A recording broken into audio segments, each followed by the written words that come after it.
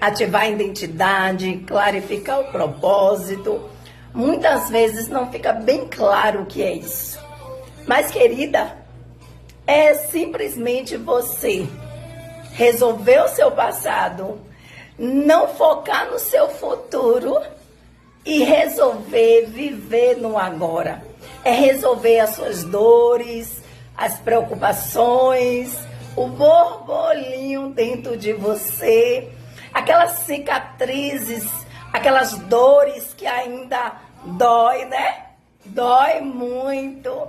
Então, quando você resolve toda essa situação da sua vida, aí sim você ativa a sua verdadeira identidade e clarifica o seu propósito, e agora você está livre e preparada para vivê-lo.